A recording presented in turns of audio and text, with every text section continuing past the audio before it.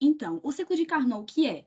O ciclo de Carnot, ele vai estudar sobre uma máquina térmica e como ela funciona e para que ela venha a ter um rendimento máximo. Como funciona uma máquina térmica? Ela funciona a partir de um calor que é fornecido ao funcionamento dessa máquina. Esse calor é dado por uma fonte quente e a partir desse calor a gente tem a produção de um vapor, como é demonstrado aqui na figura. Esse vapor, uma parte será eliminada por uma fonte fria, aqui parte nessa parte do pistão, e a outra parte irá produzir o trabalho.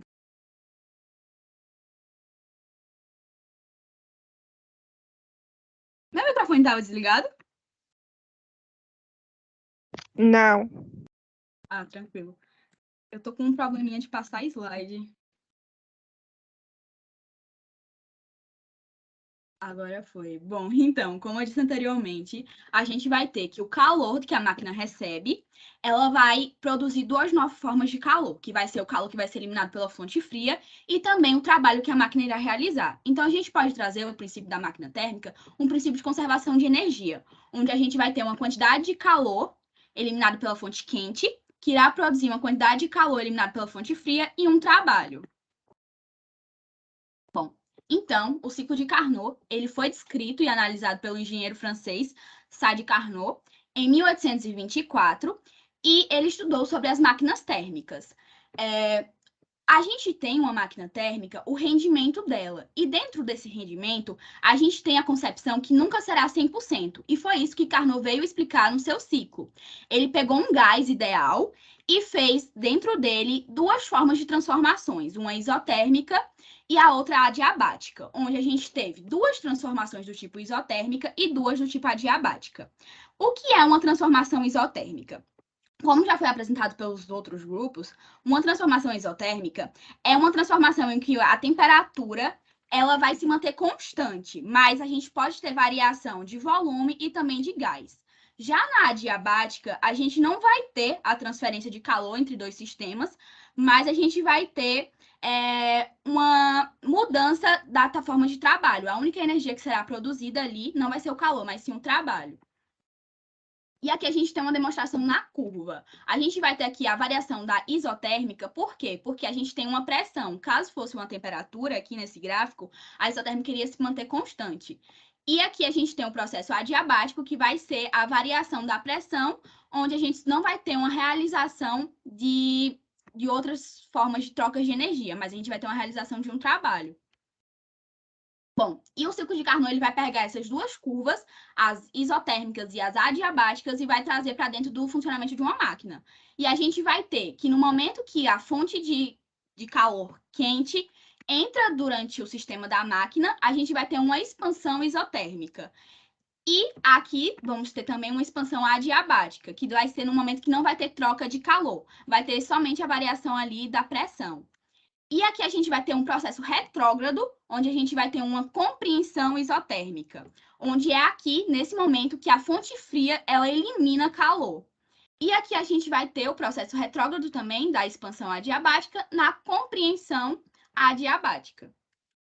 Bom, então, o ciclo de Carnot, ele basicamente vai estudar isso, que uma máquina, ela vai ter o maior rendimento possível quando ela puder fazer uma expansão isotérmica e logo depois uma expansão adiabática e depois fazer o processo retrógrado, que é a compreensão isotérmica e a compreensão adiabática. E a gente entende um pouco mais do ciclo de Carnot sobre a forma de rendimento. Então, eu vou passar a palavra para a Milena, que ela vai explicar um pouco mais o que é esse rendimento de uma máquina de Carnot.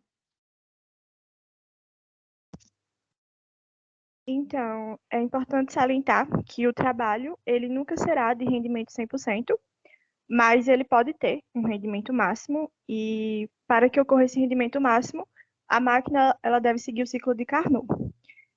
Lembrando que o rendimento é a porcentagem de calor que é transformada em trabalho. Então, quanto maior o rendimento de uma máquina térmica, mais eficiente ela é. E para calcular o rendimento de uma máquina térmica, uma máquina de Carnot, usamos a seguinte fórmula. Passa aí, né?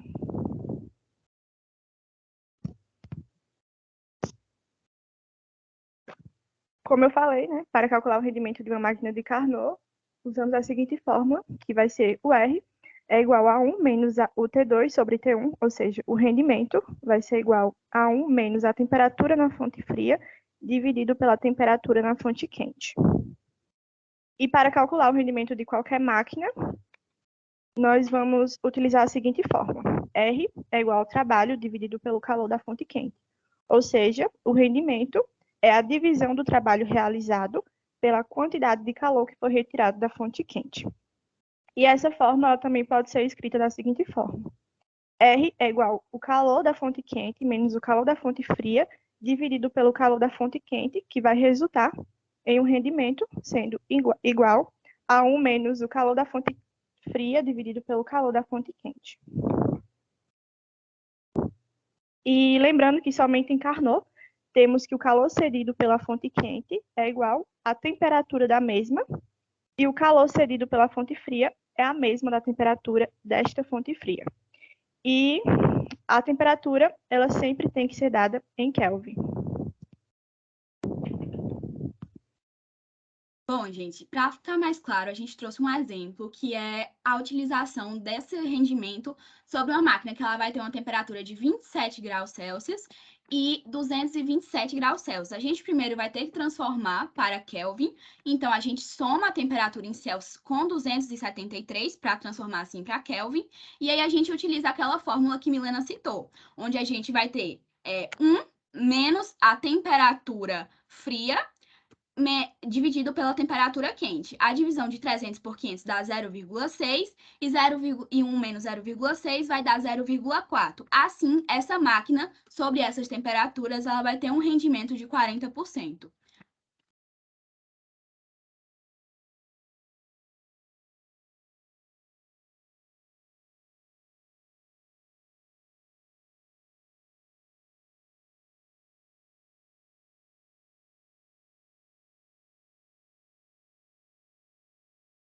Dá a palavra para a Isabela agora.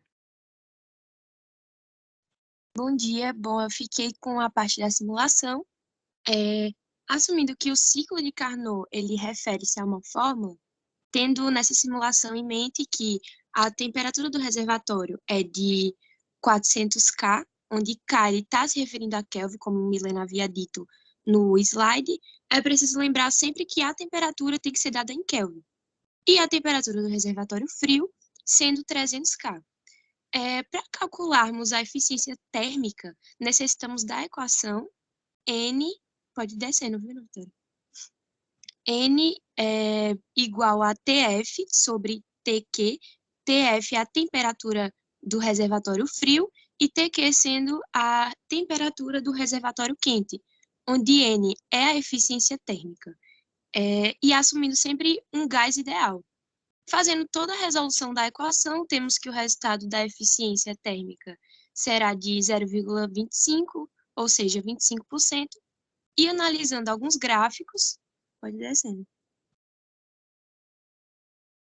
e vendo as comparações dos processos adiabático e isotérmico, tem-se o de pressão e de volume, onde o motor começa no ponto B e sofre uma expansão isotérmica do ponto B ao C, a temperatura do reservatório quente. Durante esse processo, ele absorve uma quantidade de calor, a temperatura do reservatório quente. A partir, o gás, então, sofre uma expansão adiabática do ponto C ao ponto D, e a sua temperatura cai para TC, que é o reservatório frio. O gás é, então, compactado isotermicamente do ponto D ao ponto A. Durante esse processo, proporciona uma quantidade de calor à temperatura a baixa temperatura, na verdade, de reservatório. E, finalmente, o gás ele passa por uma compressão adiabática do ponto A ao ponto B. A sua temperatura ele sobe novamente do reservatório frio, e durante os processos B a C e de C a D, o gás ele faz trabalho positivo no seu ambiente. E durante os processos D a e A a B, o ambiente faz o trabalho sobre o gás. Já no outro gráfico, vendo a eficiência da máquina do ciclo de Carnot, analisamos a temperatura e a entropia.